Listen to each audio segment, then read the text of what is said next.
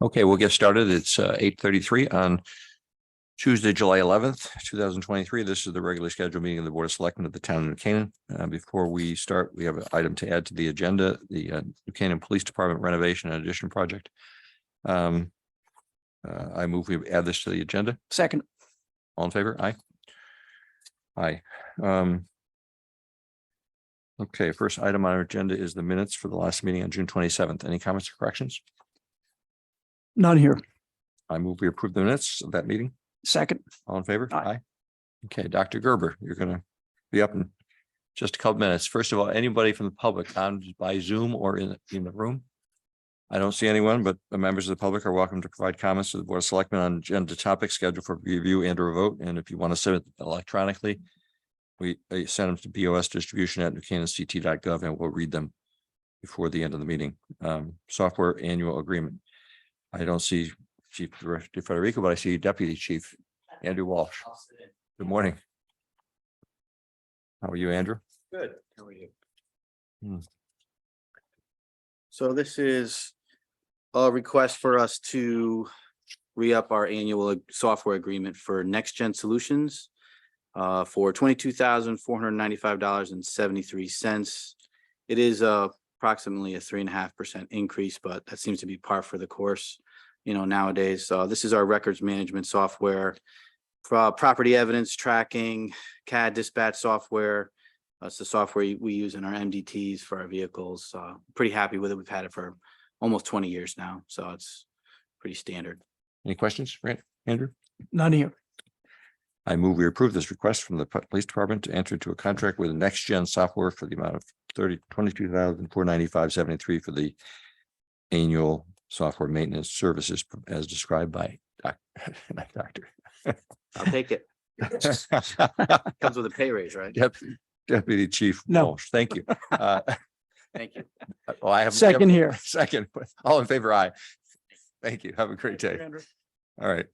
I think now, Dr. Gerber. Good morning. Thanks for coming over. Long commute from Valley Road. Exactly. Traffic, there's construction. So if you can, in 10 or 15 minutes, summarize the status of the program that we reviewed a week or so ago, 2 weeks ago at your offices and with the entire Alliance team. So good morning. Delighted to. So we have some slides. Thank you, Tucker. So it's a very auspicious day. It's the exact 1-year anniversary of the launching of this program. That's right. Scheduled the Board of Selectmen meeting perfect. And on July 11th, 2022, we began a program that, while certainly the kind of work we do is not uncommon, the exact specifics of this program in a town like this is very new. And you took a chance on us, and I believe it's paid off. And I'm going to show you some of the numbers to why I think this has been a really, really effective program and one that's going to continue to grow in the years to come. So if you can go to the next slide, I thought I would remind you of a conversation we had back in spring of 2022, where I sat here and talked to a number of you after a series of meetings that had been led by our first selectmen as well as by members of the community, and we looked at some of the problems. We were at that point 2 years into COVID, seeing these enormous difficulties and burdens on our loved ones, on our families, on the people who live here in New Canaan, as well as all over Fairfield County and the state of Connecticut. And yet we were facing these dilemmas, which is, even though we are in an area that has a large number of providers, psychiatrists, psychologists, social workers, what we were hearing from people is that they couldn't get the timely assessment and care they needed. That in the moment that somebody was ready to go to therapy or in need of a diagnostic evaluation, in crisis because of one reason or another. Pull the mic closer to you. Oh, sorry. Yeah. They had no way to access services. They would hunt around non-systematically. They would call numbers, either not get a response or be told that it was weeks, if not months of wait. And that's not the kind of care people need during a crisis. The alternative was really to go to an emergency room. And any of us who've been to an emergency room, which I think is most of us for one reason or another, know that that is a tough place to be. Obviously, it's where you need to be if you've got a medical crisis. or there's something that's life-threatening. But to go there in the midst of a psychological situation and wait and be told that you have to sit out in the hall and there's no privacy and there's nobody to see you, it certainly doesn't make things better, and sometimes even makes things worse. So we needed a better solution, and the group together came up with what I thought was a very innovative plan to pilot a service at Silver Hill Hospital in collaboration with the whole town. And you just mentioned the New Canaan Behavioral Health Alliance, which was kind of an existing structure, but we used it as a really planning device and an oversight device to see to build this new program. If you go to the next slide, Tucker. So these are the case numbers by month since July of 22. We intentionally started slowly because we were learning our way. So you can see that for the first few months, the number of cases that we saw in the evaluation service was closer to 1 or 2 a week. We didn't do, for example, publicity at first, knowing that we wanted to figure things out a little bit. But as the fall turned into the winter and then finally into 2023, we saw the number of cases mounting. So we had deliberately set aside 5 slots per week as a maximum capacity, really largely because we wanted to make sure people could come and get an appointment within 48 hours. If we were only giving 2 or even 3 slots per week, it would be much harder, if not impossible, to do that, given that we didn't have the slots available. For example, if you had a slot on a Monday, Wednesday, and a Friday, and 2 people called on a Monday, after the first slot had already gone, now you only have 1 slot on a Wednesday. You have to push the other person off till the end of the week. We didn't want to do that. So we scheduled a slot for 5 slots a week.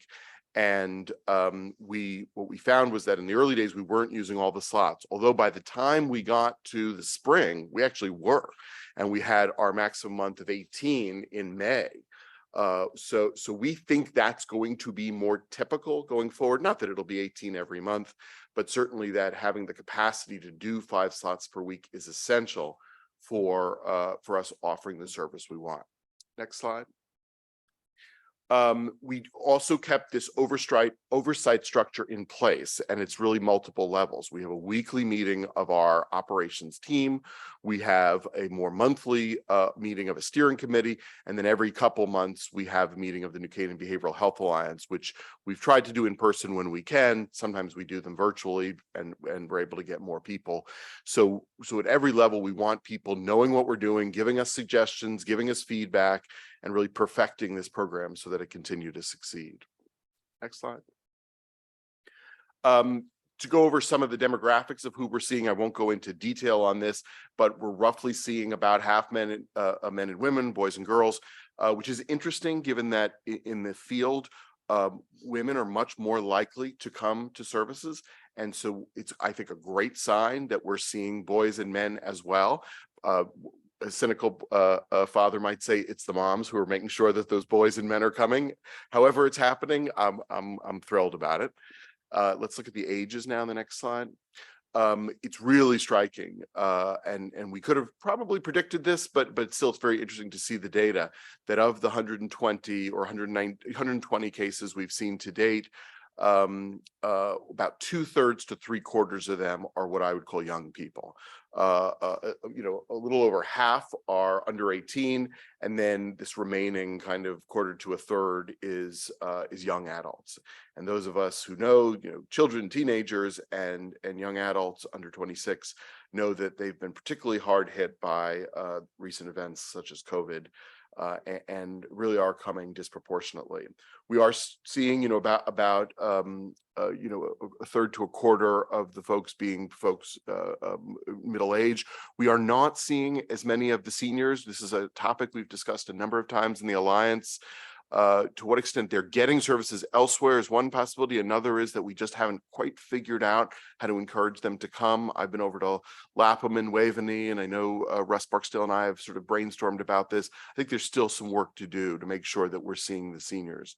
I will say that for the non-seniors, we have really encouraged people to come in person because we believe that that's just a better assessment.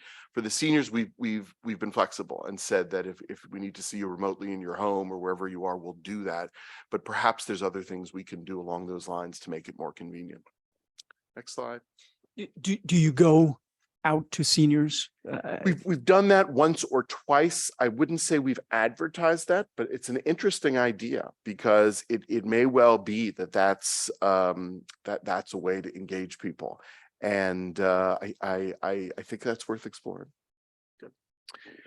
So in terms of what people are coming for, what we would call in the field the presenting complaints, it's typical of the kinds of struggles that people are experiencing and you're reading about: depression, anxiety, and some self-harm behaviors, particularly among younger people, which has unfortunately gotten much more common.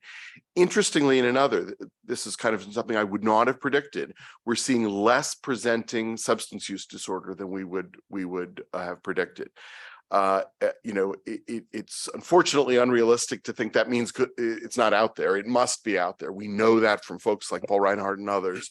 Why those folks aren't coming with that complaint, we don't fully know. And that's something we've been discussing again in the New Canaan Behavioral Health Alliance, trying to talk to Paul about talking to the parents that he sees about what's keeping those young people and older people from coming to get evaluations. We hate to have it wait until it becomes a crisis. We'd much rather them come earlier on, get the evaluation and the treatment they need. And I don't think we've cracked that one yet either. Could you define psychosis? So psychosis is a smaller percentage, but unfortunately it is a very real and scary thing. Psychosis is the loss of reality testing, meaning that's individuals for whom what we consider to be reality is not what they perceive. The most common version of psychosis is auditory hallucinations. It means hearing things, feeling that the world is conspiring, and I don't against you, and I don't mean in the way that would be socially acceptable in some circles. I mean in a way that would be obvious to any of us. We know that 1% of the population will develop a psychotic illness. So I think we think of it as relatively small. Unfortunately. So that's more mental illness. Right. That would be called severe and persistent mental illness is the name that's given in the field. Unfortunately, with the increased availability of very high potency cannabis, those numbers are now creeping up. So we're seeing 2, 3, or even 4% of the population of young people who are developing psychosis in relation This is to from that. cannabis? This is from the high potency cannabis that's now available. Very different. Available by the guy who, drops it off, or available at your local cannabis? So, treat- 30 years ago, the guy who dropped it off, Yeah. it was low potency. And while not safe for everybody, the risk of psychosis from it was fairly low. The genetics and the breeding of it, so that originally came from entrepreneurs, but is now part of the culture and the commercialization of cannabis, is a much more dangerous variety. It's unfortunate that those numbers, which we knew from states like Colorado, got de-emphasized when other states like New York and Connecticut and others have legalized cannabis. What's happened in Colorado? In Colorado, the rates of psychosis have been climbing steadily over the years since they legalized. To what levels? So close to 4% at this point. So it's 4% of the population overall. And in the very high users, it depends on how much they use, but it could be as much as 10 to 15% of those users. 15%? Yeah, of the high users, so not of the whole population. And again, this is what you can purchase Correct. over the counter. Correct. So, around the time of legalization, there was a whole campaign which we were part of to go to the governor and at least set aside money to monitor and treat these illnesses. I think that only minimally made it into the Are final. we tracking, or is the state of Connecticut? I don't feel like Sure, we're they're tracking not, it because they don't sufficiently. do anything, but There's really only 2 programs in the state, one in New Haven, one in Hartford, that are really putting the right attention. Interestingly enough, Fairfield County does not have one. We've been in conversations with the state and with this program, which is based out of Yale. what are the ramifications of psychosis? So there's a range. So if well treated, the psychosis then goes into remission as long as the person doesn't continue to use the high potency cannabis. If the cannabis use goes on long enough, and I mean, it depends on the person, but year or more, there's a potential for it becoming irreversible. We see this at Silver Hill. We treat this quite regularly, and it's tragic. Irreversible. it can be irreversible in the folks who use cannabis for more than a year after it develops. Yeah. Yeah. I think it's one of the unspoken realities that has not been reported enough in the Clearly. Thank you. Next slide, please. Geographic distribution, obviously, it's a New Canaan program. It has been heavily New Canaan. We have accepted a smattering from other towns and have them paying. We attempted, Kevin, I think didn't we attempt to get Darien on board and they said no? Is that? So Yes. that's right. So I'll jump ahead a little bit on that. So Weston has joined. And so for the coming year, starting in July, so just started, Weston, which is a smaller town, is now contributing for 1 slot per week, which alleviated some of the financial burden on New Canaan and diversifies the program. So far, Darien, Ridgefield, and Wilton have expressed interest but not joined. Our hope is that as they continue to see this program be successful, other towns may be interested. At this point with Weston, we may be at capacity, and that may mean that we'll have to add slots, but we can do so flexibly if others are. I mean, I know willing we're to. 20,000. What's Weston? Sorry? What's the What's- population of Oh, Weston? it's about half of New Canaan, so it's about 10,000, 10,000. Yeah. And that's where Dr. Gerber lives. I happen to live there. So, and Samantha Nestor, who's the first select person, has been very, very collaborative, and they're what I call their Bethany's arrow. Their head of human services has been very collaborative. So it's in a way it's nice to collaborate with a small town that's been very willing. I would love to see Darien, Wilton, and Ridgefield join as well, but we'll give them some more time. Darien went a route through their schools where they hired a new director of mental health, who I've heard wonderful things about. I have not met with her yet, but she's now setting new things in place specifically in the schools. So I anticipate over time she'll be ready to talk with us. Next slide. Referral sources continue to be the largest being the schools, but the town government has been very, very helpful. Bethany and Cheryl and others have sent lots of folks our ways. Word has gotten out in the local community. So, for example, Moms of New Canaan Facebook group has been a heavy referral source as well, and then a smattering from all around. Next slide. So I mentioned a little bit about funding. So funding the year, enormous thank you to the town of New Canaan, as well as to the Board of Education, who has continued their support. The town of Weston has contributed $50,000 as well. And they promised that for 2 years. So a total of $100,000, $50,000 per year. And then Silver Hill Hospital has contributed the rest of the money. We feel like it's part of our responsibilities and our goals. There's been some wonderful fundraising. The town players, for example, did a really terrific job in conjunction with a production of Ordinary People. And I'm very grateful to them. The New Canaan Community Fund has also been raising money as well. So altogether, we've found a way to fund it clearly for this coming year, 23 to 24. And I believe that we'll be able to continue to fund it thereafter. We're committed to this program at Silver Hill, and one way or the other, we're going to make sure this continues. It's a great program. Kevin, remind me, did we use ARPA funds for this? We used $250,000 of ARPA funds for the first year. Yeah. That was for year one. That was year one. That was really what I consider the launch. That was an investment. Yeah. And year two, we didn't need as much because we were going at that point. We had more partners. We had more fundraising. So what is Y2? How much does it spend? Well, overall, it's about 200 grand with the town, That's right. New Canaan, Weston, and the Community Foundation. That's right. So year two, we're spending about 200, and the way I think about it, it's really we're reserving those slots, so we're able to reserve another 5 slots for the year, and that we're committed to that. And then the last slide, just so some plans for the coming year. One is to really continue to reach out as you've said to other towns, find a way to partner. Obviously, we don't want to grow too fast, and so we want to do this deliberately and carefully, but we'll continue to do it with the steering committee as well as with the New Canaan Behavioral Health Alliance in ways that people find helpful. But the other thing I'd really like to focus on is better collection and distribution of our KPIs, our metrics. We have collected data, but it's been a little bit more, the data I showed you, informal and anecdotal. And what I want to do is now have very specific measures of the time till the appointment. We've kept it always under 48 hours. So I'm not worried about that, but I'd like to know exactly how long it is.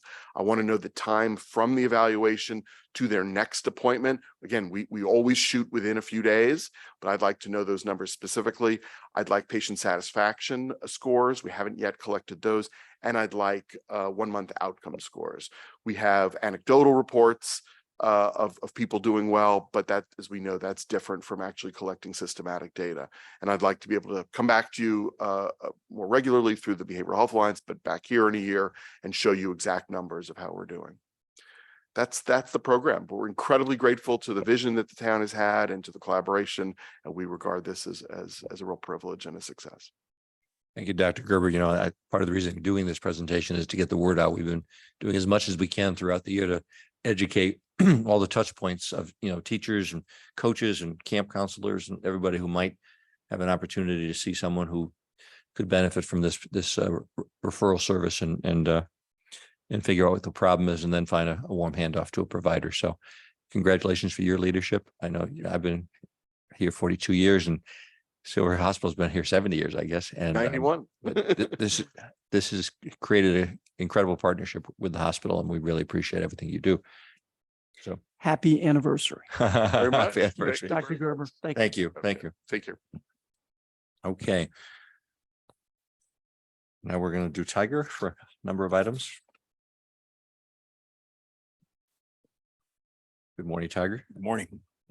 Want to knock off the police thing? Well, we have a couple of police things that are on here. Joe, you want to come up?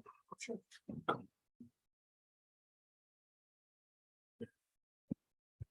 Or just one?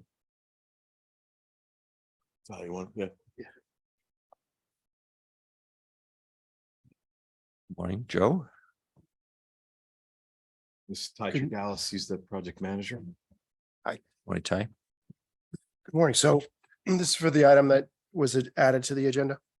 So this is for the police department renovation and addition project, pre-purchase of long lead time items. The police department building committee and the Department of Public Works utilized Turner's purchasing arm to competitively bid, four critical packages to fast track the procurement process for the project. So we bid the generator, automatic transfer switches. We received 3 bids. Cummings was the lowest qualified bidder at $155,309. And their lead time is quoted at 50 weeks. So this is why we're doing this. These things just take a really long time to get. So HVAC equipment was also bid. There's the 2 dedicated outside air systems and 2 RTU units. We received 3 bids. Train was the lowest bid at $283,755. And the lead time on that is 20 weeks. Electrical panel boards and switchboards, there's 16 of them total that are needed for the project. We received 3 bids. ABB was the lowest bid at $125,950. The lead time on that is currently quoted at 57 weeks. So we'll get that next July. And then lastly, the bullet resistant systems is mainly for the dispatch center at the temporary police department. I won't go into a lot of details for security reasons. But there was 2 vendors provided proposals and the value of $69,197,000. And the lead time on that is 11 to 13 weeks, but that's one of the things that we need first because it's for the temporary police station. All these items will be purchased by Turner under their existing CM agreement that we have with them. So the Department of Public Works is requesting approval to increase Turner Construction's contract value by the sum of the items above, which is $634,211.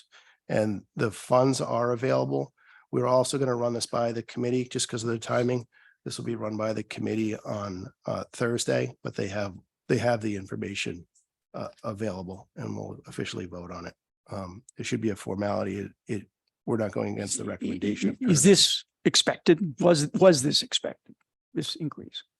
Yes, this isn't an increase. This will be included in the overall GMP and Well, it the says, overall it budget. says approval request from DPW to increase a previously approved contract with Turner. So I just want to understand. Correct. So So the way the CM agreement works is is different. It's not an increase in the overall, what we expect, the GMP. It's not an increase to the budget. It is the vehicle in advance of the GMP being established for us to be able to pre-purchase long lead time items. that's the right answer. I just, Yeah, for purposes of the minutes, I'm not sure I like the the verbiage. way that it's Understood. Yeah. So, and the funds are available for this currently. I have no questions. Will we have other pre-purchases coming up for? Yeah, so the other target items, I'll let Ty speak to, but I know that the concrete plank and other things, there was a couple other items that were Actually, I think everything targeted for else, pre-purchase. no, everything else we're going to be Will be on purchasing it time. with the subcontractors. We're actually going out for those packages tomorrow. So we'll be out to all the major trades for the balance of the work. Are there any surprises as yet? As of, We've had some as surprises. of yet, we've budgeted this project 5 times. We've Right. had professional estimators look Right. at it. And we are currently at within $60,000 of where we were when we last presented this. That's great. So we're That's within great. budget. No surprises so far. Knock on wood. I have no further questions. I move that we approve this request from Public Works to increase the Turner Construction CM agreement by $634,211 for the pre-purchase of the long lead items as described by Joe. Second, Second, further discussion? No. All in favor? Aye. Thank you very much. Thank you. Ty. Thank you. Thank you, guys. Joe. Now to the Joe.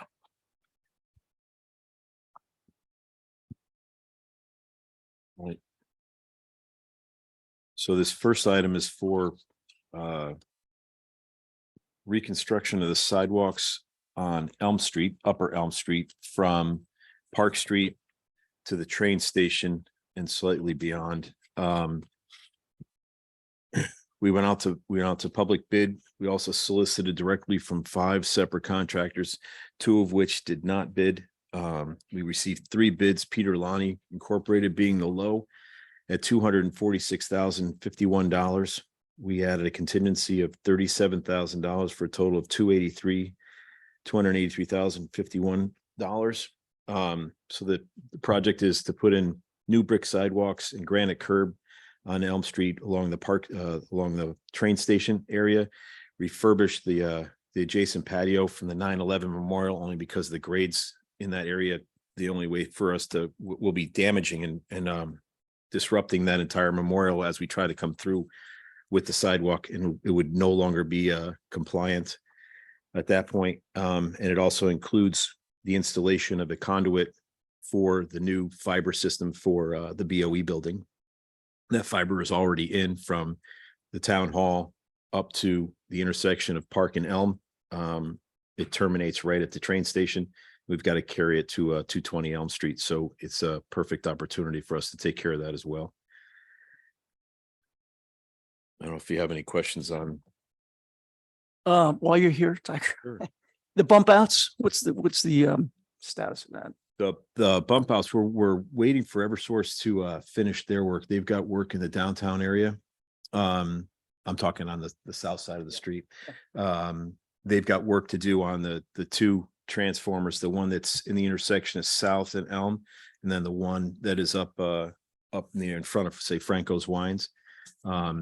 They have been working on that throughout this season since about April. And now they're at the point where the materials are being fabricated. Once they're done, they'll put those in, and then we can build on top of it.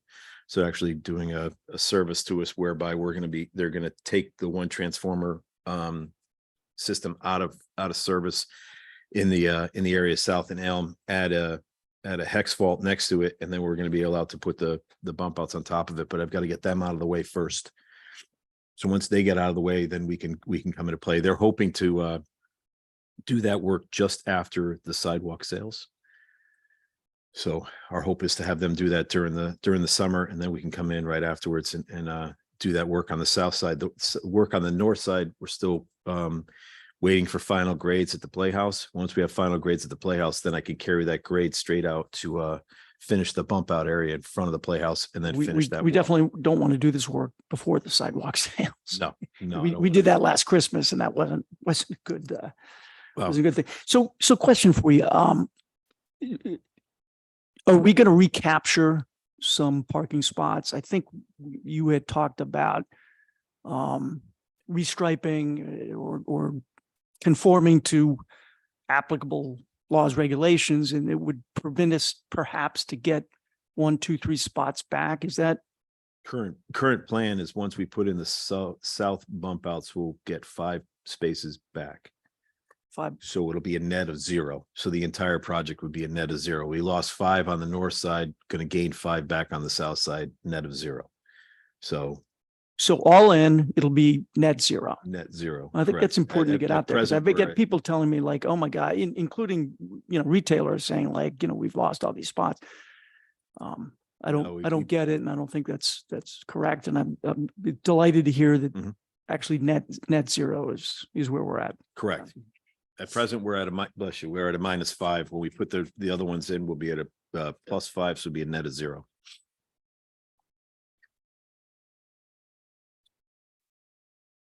Other question? Good. I move we approve this request from Public Works to enter into a contract with Peel Lanning Inc. in the total amount of $83,051, which includes a contingency of what, 15%? 15%. $37,000 for the installation of new brick sidewalks and granite curbs along Elm Street from Park to the train station as described by Tiger. Second, Second here. all in favor? All right, thank you. This next is in conjunction with that. This is the replacement of the fence. There's a wood fence at present. We're looking to put in a metal ornamental fence along that stretch. We went to Gannon Rustic Fence, went through several different proposals with them as far as the look of the area. They came back with a price of $23,855. We added a contingency, don't feel will be necessary for $3,600 for a total of $27,455. Once the sidewalk is installed and the area is repaired, they'll come in and put that fence in, remove the existing fence and place the new fence. Where is this going? There's a wood fence that runs along this stretch of sidewalk in front of the train station. There's a Okay. Wood slat fence. I would have to say it's 2 rails. We'll be removing that and putting in a much more An aesthetic. ornamental metal fence. Ornamental metal fence, correct. Back, since we're talking about Elm Street, and parking, the issue has come up with respect to signage in terms of parking north of Elm Street, North of Elm Street. downtown, Okay. because people come and they don't realize that they can park and You're pay for talking in parking. In Yeah. the commuter park. Yeah. And then, with the White Buffalo, there's a exit egress, direct access to Elm Street from the lot. So you're talking more about. And also, no, next to the Playhouse too. We've got 2. So you're talking about more about wayfinding signage. Yes. versus that. So, Yes. so Wayfinding, is that? wayfinding signage, Wayfinding, basically to direct you to Yeah. certain areas to park in Yeah. areas so, Even people who live in New Canaan. Some of the people shocking aren't, that they don't know that they can park behind Exactly. behind the Playhouse Exactly. and actually access that's one of the reasons when we finished when we're able to actually install the ramping from the Playhouse parking lot Yeah, down. yeah. I think that'll be a big boon where people will then see that it's much easier to park behind and then walk down to Elm Street than it is to try to find a space on Elm Street. it's actually in some respects better because you can access some of the business. I mean, Soleil is a good example. You can Correct. just park there and get to Soleil. So I've been in discussion with the planning and zoning department about a proposal for wayfinding signage as part of the POCD for us to actually incorporate that. We did have an RFP. We should be looking to go out with that, and then that would help us with downtown signage and directional Yeah, signage. surely we don't have to wait for the POCD to do wayfinding Mhm. stuff. I would submit. Right. So that's the thought, is to have this RFP, go out with this RFP and hire a consultant to help us plan and install that type of signage to then definitely help not just the resident, but the visitor that comes to town to know how to get to certain aspects of the downtown. Good. I think it's a good idea. Did I move this yet? No, not yet. Sorry. I move we approve this request from Public Works to enter into a contract with Gannon Rustic Fence for a total of $27,455, which includes a contingency for the removal and replacement of the fencing along the new sidewalks as described in item 5 by Tiger. Second, Second. all in favor? Aye. Thank you. This next item is for sewer repair on Summer Street. It's the intersection of Summer, Locust, and Route 123. There's a sewer line that runs from Brushy Ridge and River Street across Route 123, and it's directly south of the bridge that carries Locust Avenue, Summer Street over the 5 Mile River. That portion of pipe, it's a 12-inch sewer main, and where it crosses the 5 Mile, it's shifted slightly. So over time. So now we have not a breach in the pipe where we're worried about sewage coming out. We actually are worried about water going in. And then further shifting of that area will definitely allow that pipe to collapse at that point in time. Then we'll be into a larger problem. So we went out and did an investigation of the area. Hussey Brothers came out and did an investigation of the area to determine exactly what needed to be done. And they came back with a proposal for $23,475 to armor plate both sides, the east and west side abutments of the bridge, and then encase the pipe in concrete, and then do a repair of where the concrete pipe meets our existing sewer line. We added a contingency of $3,525 for a total of $27,000. We feel that he's the perfect person to take care of the work. He understands the area, understands what needs to be done. There is a wetland aspect to it. We talked to Kathleen Holland from Inland Wetlands. She's going to give us an administrative approval to do this work. And she feels that we have the best contractor to take care of the work. So we'd like to do this work and get it done before we run into a Sewage coming out anywhere is never good. Exactly.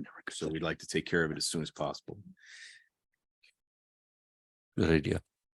Hmm? Good idea. Are you moving it?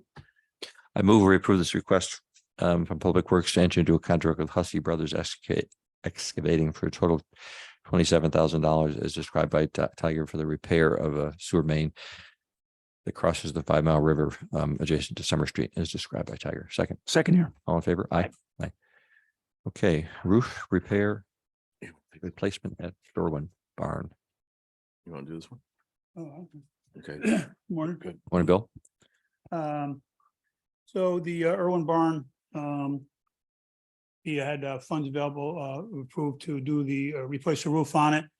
The roof's in bad shape. It's 3 layers thick. We're getting into it. There were some structural issues that we came across that needed to be corrected. And as we follow these structural issues down to the lower level, we seek the additional approval for funding, which was approved. We did go out to bid, and John Antonelli Roofing Company was the low bid at this. He's capable of doing all the work and the structural repairs. So we're asking approval to move forward with the contract. to get these Questions? done. Any questions? How old is the roof? Uh, Well, unfortunately, there was a cedar roof on it originally, which they Yeah. did leave. And then they put 2 layers of fiberglass over that prior to us owning the building. So I would say the building's probably, I would say that's about 100 years old. So it's, so it was built with, I guess, old technology. That's why we had some structural issues in there. What's the nature of the structural issues? Just Well, in the roof area itself, they're not 16-inch on center, they're 2 feet on center, so it doesn't meet the new current building codes. So there's other structural A-frames that are lacking up there that would be required in today's standards for share and wind ditch and all that kind of stuff. So- what are the basement structural repairs? So down in the basement in the apartment, we did have some water damage and doing some investigation. There was issues here a long time ago. And it just rotted out some of the floor joists and what have you. And carrying the load from the base, there is actually a basement under the building. I don't know if you're aware of that, but there is actually. Yeah, a basement. And just carrying the loads are above it. So in order to do the structural repairs up in the roof, we got to carry everything down, right down to the basement. And getting down the basement, we have to make sure the structural integrity of all that is in place. And that will be getting rid of the water issue. We are looking into doing infill in some of that basement, if not all of it. It's not a very big basement, just to get rid of the water problem altogether because it's useless space. And it will just shore up the whole building. Do we use that space currently? The barn we Yeah. use, not that basement. It's just, Yeah. it's, no. Right, okay. It's not usable space. We bid this out? We bid out the whole project and then we talked to, when we came into the structural issues into the basement, we spoke to Antonelli, who gave us a potential change order for the amount that we're requesting to go ahead and carry that repair all the way down to the basement. We actually, the engineers and the architect both looked at it and they felt that was very fair price to do the work. Okay. Thank you. I move we approve this request from Public Works to enter into a contract with J. Antonelli Roofing in the amount of $438,817, which includes a contingency for the replacing of the roof or in barn and correcting structural issues to support the roof and additional basement structural repairs as described by Bill. Second. Second here. Further discussion? All in favor? Aye. Okay. Next item is the firehouse boiler installation project. We went out to bid, so we do have gas at the building. So when those boilers are currently on oil and have been problematic over the past several years. So we went out to bid on the design build on this. We had two bidders. CV Longo came in as a lower bid of $59,895. The building currently has a outdated BMS system that SND had installed years ago. So we would like to get that building fully up to par with the controls and the new boiler system. We'll be doing high efficiency gas boilers over there, wall mounted units. It's amazing what they can do nowadays. And so not only be efficient, we'll be controlled. I'll be able to see everything on a computer, how the building's behaving and operating. And they will also have access to local controls. The police department, the fire department. This are, You said design and build. Isn't that for Well- bigger projects or? No, you're doing small ones. I mean, I didn't need to hire a mechanical engineer to come in and tell us what we knew we needed to do. So we rely on the expertise of the installers to make recommendations. So, okay.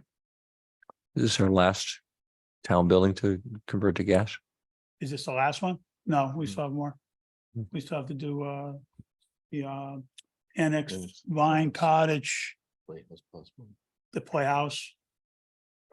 And then Waveney, Waveney, hopefully get that on board. We'll get those all. up and running. Forget Waveney. Yeah. Waveney House? Like to. I'm trying to. Yeah, that's another discussion. Okay. So we don't have guests there. Okay.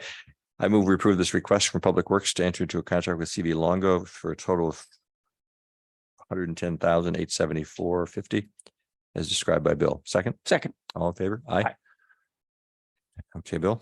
Okay, the blanket, this is our annual blanket order request. These are pretty much all standard items that we always request, I say. This one's gonna be for the blanket order. So these are all we are gonna get that next, I know what I'm talking about. These are gonna be, oh yeah, so these are all the services that are above and beyond our standard preventive maintenance contracts. So how it really works is that our preventive maintenance guys come in, they do, let's say HVAC, they go through it. If they discover any problems, we then invert the repair to the blanket purchase order and not to the preventive maintenance contracts. We handle it separately.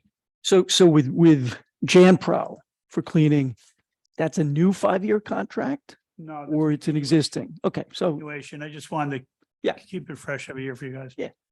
the other ones are annual with no long-term contract or what? Right, so a lot of those other ones are under $10,000 and that would be for like, where am I? A lot of them are, Knack fire, Foley pump. Oh, yeah. Hughes Mechanical. Right, so those are just all the smaller contracts for your general maintenance for pump services. by the way, I appreciate, and and Kathleen's not here, but I'm sure she would appreciate you guys bringing these sub $10,000 contracts to our attention. I think that's really helpful. Sure, when we do these annual ones, it's Yeah. easier for us to be honest with you. We get these little ones here, there throughout the year, that's one thing, but here it is. We want to put it on the table in front of you guys. I have no questions. I move we approve this request from Public Works to enter into contracts as provided on Appendix A on our tablets for a total of $625,016.92 for the repairs and supply services as described by Bill. Second, all in favor? Aye. Aye. Aye. And number 11 is the same thing, it's just the rent and maintenance one. We just separated the two. We out. just separated the two. Yeah.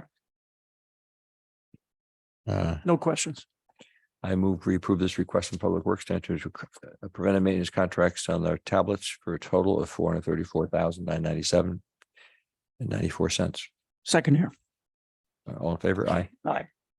And I'd just like to make a note, item number 15 is actually it doubled, it's actually was included in the blanket request. It got doubled up somehow. Right. Okay. Item 15 on your agenda. So we can take that off. Town buildings operating software, that was part of the preventive, you just agreed, so. We're going to strike item You can 15. strike, yeah, you can strike that one. I think we're good.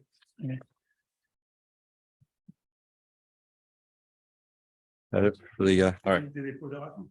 Yeah, you did. thank you, Bill. Okay, thank you, gentlemen. Thanks, Bill. All right, this next item is for Donnie Smith. It was his wife was brought to the emergency room this morning, so he's Good unable to make heavens. it today. So he asked me to carry this forward. These are for their blanket purchases. They were in Appendix B for you.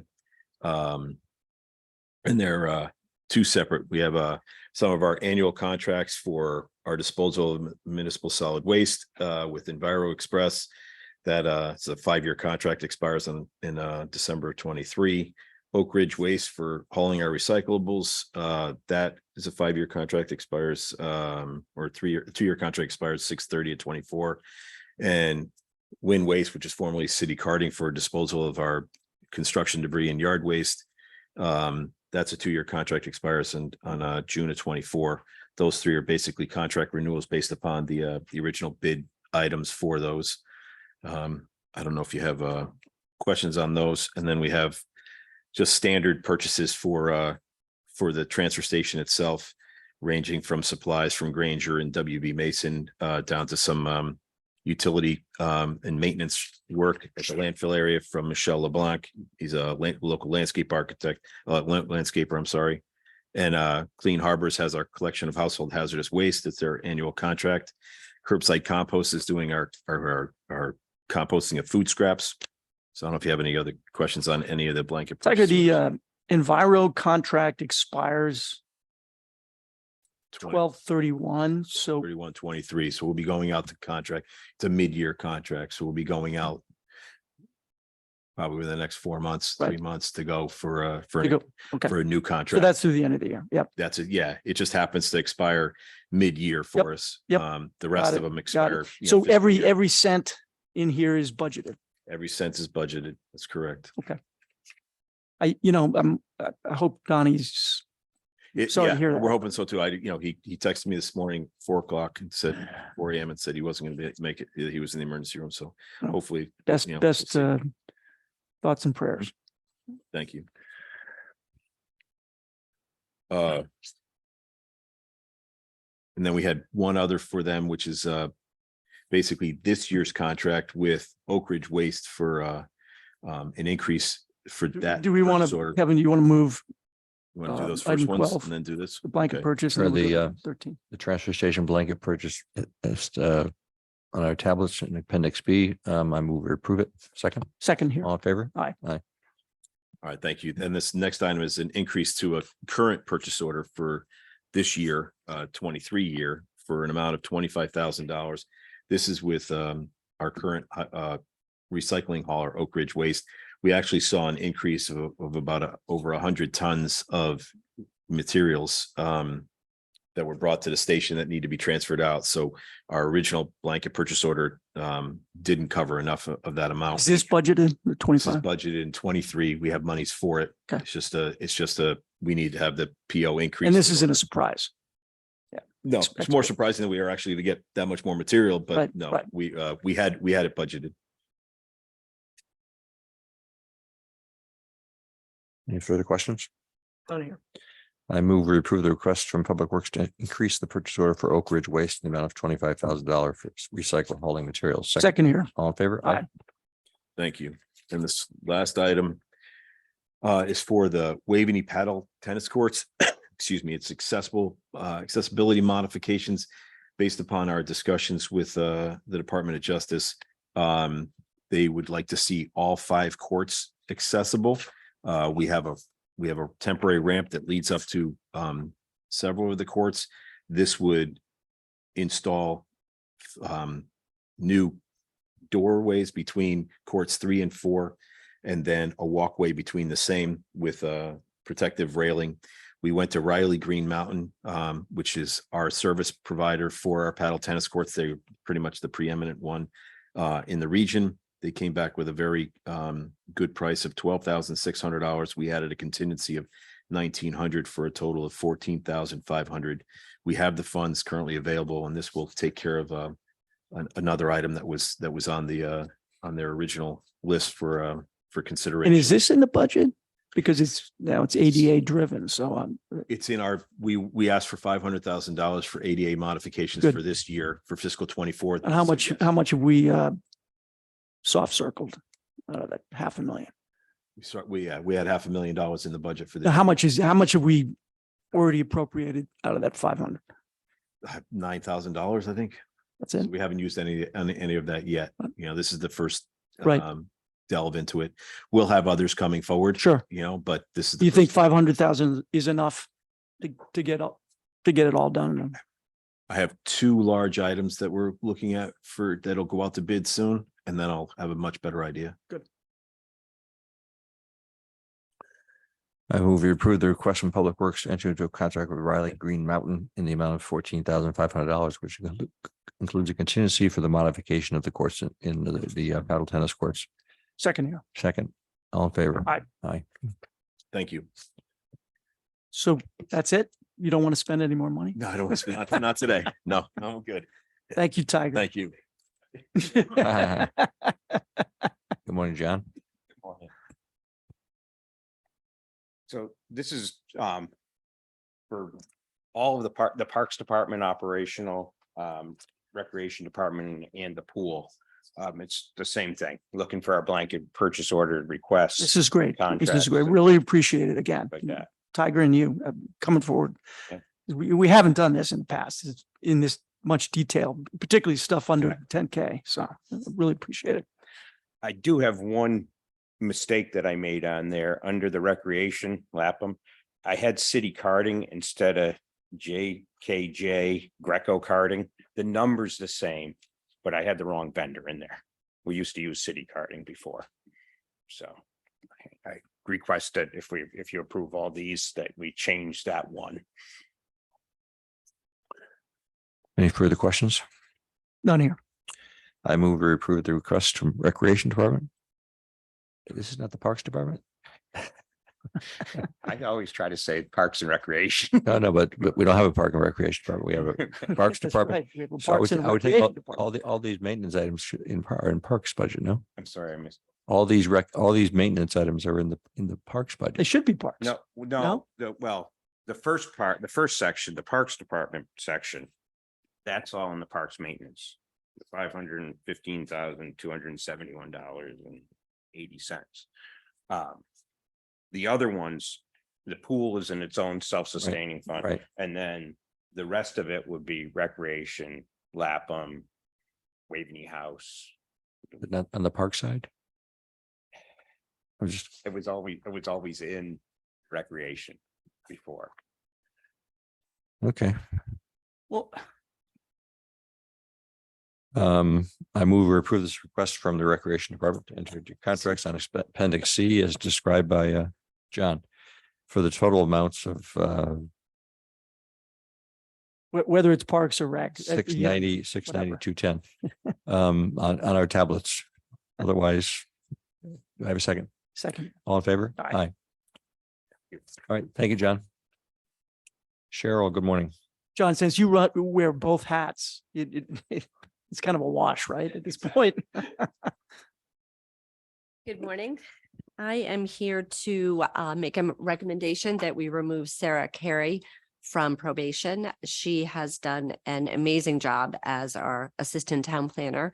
I would like to see us move her to town planner / senior enforcement officer. She has cleaned up permits, works well with residents, staff, commissioners. Dan Radman is fully on board with us putting her into a permanent position. So I strongly recommend that we move her into that full-time position. So this is not only removal from probationary status, but also a appointment as town planner. Correct. Sarah, do you want to come up?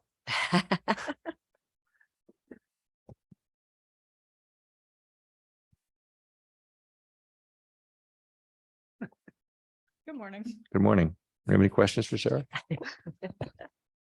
You've survived into the battle. We really appreciate the job you've done. I mean, thank you. Thank you. Yeah, you've done an amazing job, as Cheryl said, I think universally. Don't leave. Don't plan. She's got new staff and it's all working out great. So congratulations and thank you for all your hard work and so I move that we approve this request to remove To Sarah. Nick as well. Well, Nick, we're doing separately. Yes. Okay. To remove Sarah Carey from probationary status and to appoint her as the town planner. Second, Second here. all in favor? Aye. Thank you. Thank you. Thank you. Now, Nick. All right, Tiger. Mhm.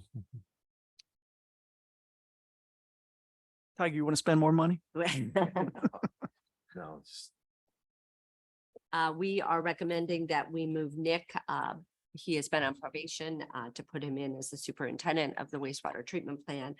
Again, he has done a great job. He has been with us for a long time, but has really stepped up to the plate, and I think will do a terrific job in this position.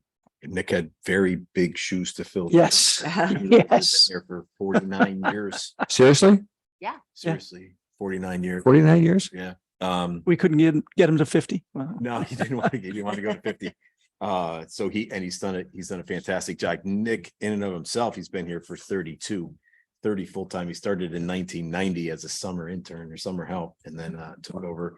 And he's done a very nice job transitioning into Jimmy's role. And there's been virtually no change, no difference. I haven't seen a difference at all. So I'm very happy to see him step up and we welcome the fact that he's taken off probation. Congratulations to Nick. Well, I move we approve the request from Human Services to remove Nick Colabello from probationary status as described by Tiger and congratulate him on his Second here. permanent role. Second, third, fourth. Aye. All in favor? Aye. Thank you. Okay. Thank you, Cheryl. And you're doing the EAP contract as well? Yes, I have the EAP contract, which we present to you every year. This year, we have moved from behavioral health services to KGA. Behavioral health services went out of business. So KGA will be taking over the EAP. Just to let you know, it offers services to full-time, part-time, and our volunteers. It offers mental health, parenting services, elder care, legal, financial advice. They also have a crisis response team if there's a death of an employee or there's a death with a first responder or a crisis, they are here within an hour. The employees are offered 3 sessions and then they can use their insurance to continue. It's all confidential and legal reviewed the contract and is fine with it. Questions? No, this is a fantastic program. So We need Was it. KGA acquired by them? As you said, they went out of Yes. business. So they- Yes. And KGA is actually starting to move into most of our area communities. So So I move that we approve this request from Human Services to enter into an annual contract with KGA as described by Cheryl for the Employee Assistance Program for $7,500. Second, Second here. all in favor? Aye. Aye. Okay. thank you. Thank And- you. Contracts, just number of contracts on the tablets. Questions about those?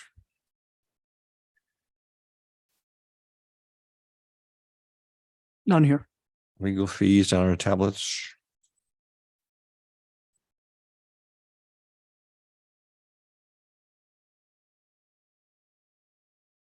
None here. I move we approve the legal fees. Second. All in favor? Aye. Aye. Any, I have no comments. Do you have any Yeah, comments? just got a couple of things. The Historical Society, I guess there was a request from Nancy to make some minor modifications to the Irwin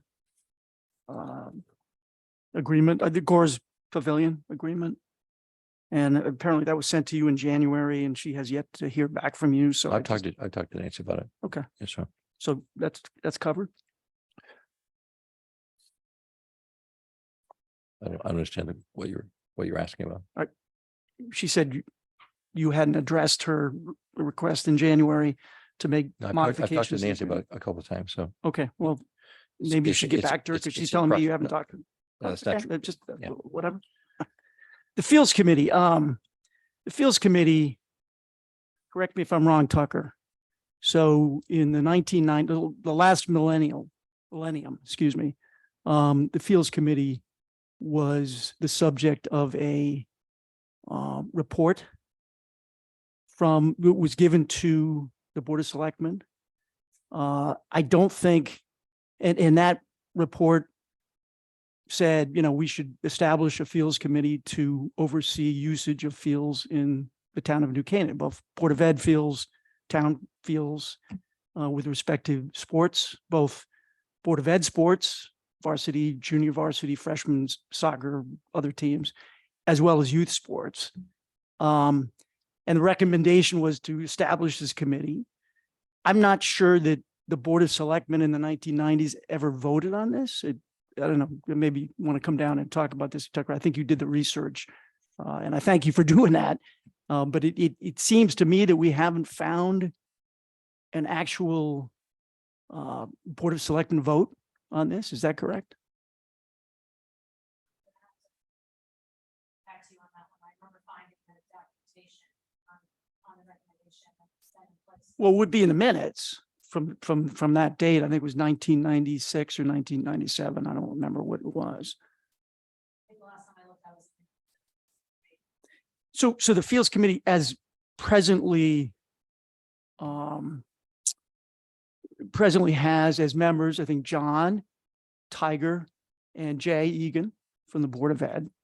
And look, I'm not casting aspersions on the Fields Committee, but I do think we should consider expanding the Fields Committee. And I've talked to our Superintendent of Education, talked to Jay.